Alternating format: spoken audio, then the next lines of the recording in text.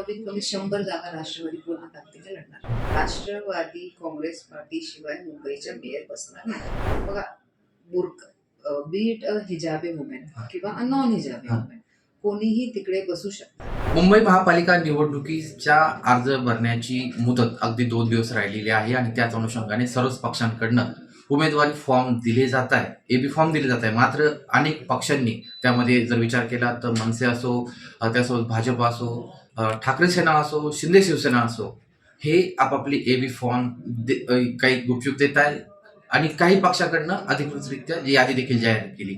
यादी देखील जाहीर करण्यात आली उमेदवार. यामध्ये सर्वात पहिले आघाडी घेतली, आपने घेतली, नंतर वंचितने घेतली आणि त्यानंतर राष्ट्रवादी काँग्रेस जो पक्ष आहे अजित पवार त्या पक्षाकडनं देखील अधिकृत यादी जाहीर केली आणि त्यामध्ये 34 उमेदवारांची नावं देण्यात आली आणि यामध्ये सर्वात जास्त उमेदवार जे आहे मुस्लिम समाजाचे उमेदवार आहेत. आपल्यासोबत बोलण्यासाठी आमदार सना मलिक आहे.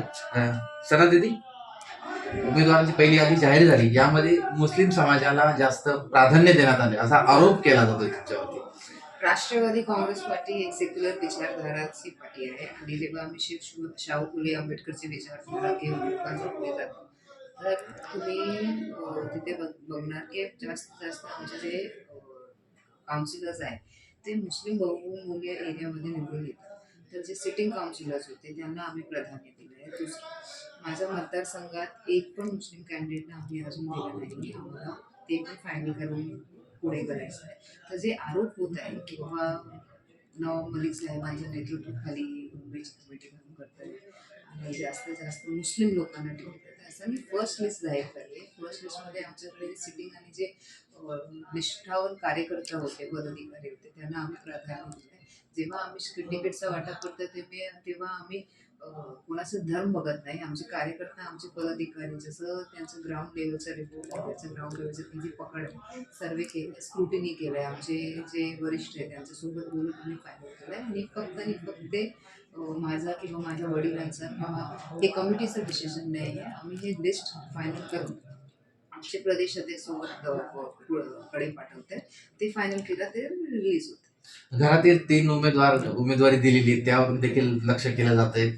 165 2017ला वॉर्ड नंबर 165 मध्ये मी निवडणूक लढली होती आणि तेव्हा माझा पराभव झाला होता. 2024ला आमदार म्हणून मी जिंकून आले. त्याच्यानंतर आता जेव्हा वॉर्डची रचना फायनल झाली, वॉर्डचे जसं ते रिझर्वेशन्स होते, तेव्हा माझे काकाचे जे वॉर्ड होते ते रिझर्व महिला ओबीसी साठी रिझर्व झाले. तिकडे त्यांची सूनकडे ओबीसी महिला ते आहे म्हणून त्यांना तिकडे संधी दिली जाते. आणि जे वॉर्डमध्ये मी उभे होते तिकडे माझे काका उभे होते आणि जिथे माझी बुवा उभे होती त्यांचं सीट होता नाही म्हणून ते तिकडे परत. तर गेल्या 9 वर्ष आधी जेव्हा आम्ही जे 165 167 165 168 170 वॉर्डमध्ये आम्ही मलिक परिवारचा तेव्हा पण असं झालं होतं की 3 लोकांना संधी दिली. तसंच तेच वॉर्डमध्ये आम्ही परत. एक मलिक म्हणून एक गुन्हेगार आहे, त्याच्यावरती आरोप आहे, त्याला देखील तुमच्या पक्षाकडून संधी देण्यात आली आहे. काय नेमका हेतू आहे?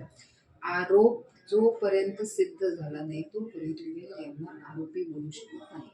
तर सिद्ध झाला तेव्हा आपण ते नंतरचा विषय. आता फक्त आरोप झाले, पण ते कार्यकर्ता आणि पदाधिकारी सक्षम आहेत आणि फक्त ते आरोपी त्यामुळे त्यांच्यावर गुन्हा दाखल झाला म्हणून त्यांना आपण संधी देऊ असं नाहीये. आपण जोपर्यंत त्यांचा गुन्हा सिद्ध होत नाही तोपर्यंत ते एक सामान्य नागरिक आहे, त्यांच्याकडे पण अधिकार आहे, संविधानाने त्यांना पण अधिकार दिले. आणि जेव्हा कोणीही आरोपीवर आरोप सिद्ध झाला तर ते निवडणुकीसाठी पुढे जाऊ शकत नाही. ते जे रूल्स आणि रेग्युलेशन्स आहेत ते राष्ट्रवादी काँग्रेस पार्टीकडे फॉलो करत आहे.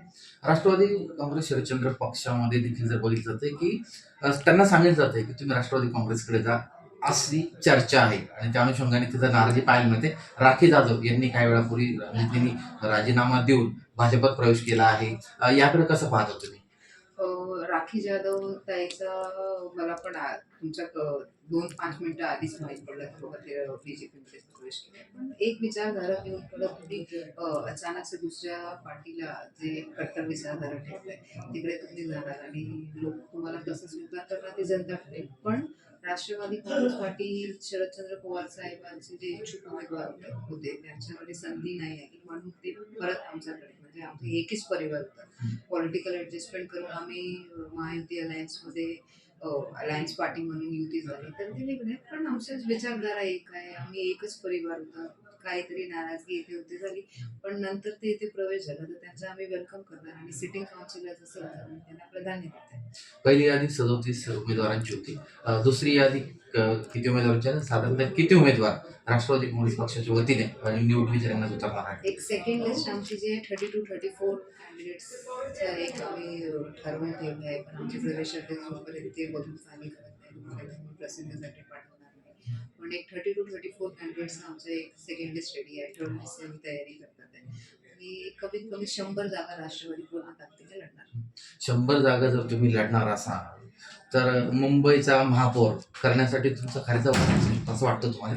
राष्ट्रवादी काँग्रेस पार्टी शिवाय मुंबईच्या मेयर बसणार नाही. तुम्ही असा बोललात, मात्र खरं तर विचार जर केला तर सत्ताधारी पक्ष जो आहे, सत्ताधारी पक्ष म्हणजे तुमचे महायुतीतले मोठे घटक पक्ष भाजप आणि शिंदे शिवसेना यांनी तुमच्या म्हणजे नवाब मलिकांच्या विरोध दर्शवला, नेतृत्वाला विरोध दर्शवला आहे मुंबईसाठी. आता तुम्ही म्हणताय जर मुंबईचा महापौर राष्ट्रवादी काँग्रेस शिवाय विराजमान होणार नाही तर मग त्यांचा मग ते गणित कसं जमणार? जेव्हा वेळ येईल पण तुम्हाला पण माहीत पडणार ते गणित जमणार कसं. पण मुंबईशिवाय मुंबईमध्ये राष्ट्रवादी शिवाय महापौर बसणार नाही. मुंबईचा महापौर मराठी आणि मराठी माणूसच पाहिजे असा जो नारा आहे तो ठाकरे सेना मनसेने दिला आहे. त्यामध्ये भाजप देखील भाजपचं हेच धोरण आहे. तुमच्या पक्षाचं काय धोरण आहे? राष्ट्रवादी काँग्रेस पार्टी एक सेक्युलर विचारधाराची पार्टी आहे. शाहू फुले आंबेडकरची विचारधाराची पार्टी. जेव्हा तुम्ही आमचे कॅन्डिडेट बनवू आम्ही प्रत्येक समाजाला प्राधान्य देऊन त्यामध्ये इन्क्लूड केलं आहे. आणि राष्ट्रवादी काँग्रेस पार्टीचं एकच मत आहे की जेव्हा निवडणुकीला आपण समोर जातो तर जनता जनार्दन ज्यांना निवडून आणणार ते महापौर म्हणून बसतात. पक्षातील एखादी महिला उमेदवार जर चांगल्या मताधिक्याने आली आणि वेळ आली, राष्ट्रवादी काँग्रेसला महापौरची संधी मिळाली तर बुरखाधारी महिला मुंबईची महापौर होऊ शकते का? बघा, बी इट अ हिजाबी वुमेन किंवा अ नॉन हिजाबी वुमेन कोणीही तिकडे बसू शकतात. पण जनता जोपर्यंत ठरवलं नाही बाबा कोण निवडून येणार तोपर्यंत कोणीही काही सांगू शकत नाही. पोलरायझेशन इज वेगळा विषय, पण जनताला फायनल करू द्या बाबा ते कोण कोण लोकांना चुनणार आहे, जिंकून आणणार. जिंकलं की नंतर राष्ट्रवादी काँग्रेस पार्टी पूर्ण ताकदीने इथे बसून पुढचं रणनीती कसं करणार आमचे वरिष्ठांनी जसं ठरवले तसं आम्ही पुढे जाऊ. मुंबईचा महापौर हा म्हणजे मला थोडं हिजाब घातलेली महिला किंवा पुरुष बसू शकेल असं एकंदरीत संकेत पाहायला मिळतात. अशी चर्चा देखील आता म्हणजे या निमित्ताने येऊ शकते. नाही, असं नाही आहे. हे बघा, एक हिजाबी वुमेन आणि एक नॉन हिजाबी वुमेन कोणतेही महिला कोणतेही पण तुमच्या पक्षाचा पाठिंबा असेल किंवा तुम्ही त्याला काय मला असं वाटतं की कधीही आम्ही राष्ट्रवादी काँग्रेस पार्टीचे जे विचारधारा आहे कधी ते भेदभाव करत नाही. कोणाच्याकडे ते कॅपॅसिटी असेल, कोणाच्याकडे ते सक्षम असेल, कोणतीही महिला कोणतेही पुरुष सक्षम असेल तर जात धर्म प्रांत भाषा पुढे जाऊन राष्ट्रवादी काँग्रेस पार्टी संधी देत आहे. आणि कदाचित अशी वेळ आली तर अजितदादा पवार आमचे जे वरिष्ठ सोनू तटकरे साहेब काही वर्ष जॉब करतील ते सगळे बसून काय नाही ते ठरवतात. धन्यवाद. हे होत्या सरांमध्ये त्यांनी म्हटलेलं आहे की मुंबईचा महापौर हा राष्ट्रवादी पक्षाला सोबत घेतल्याशिवाय होणार नाही असा अंदाज, अशी भविष्यवाणी त्यांनी व्यक्त केली आहे. Prashant Godse, let's up Marathi, Mumbai.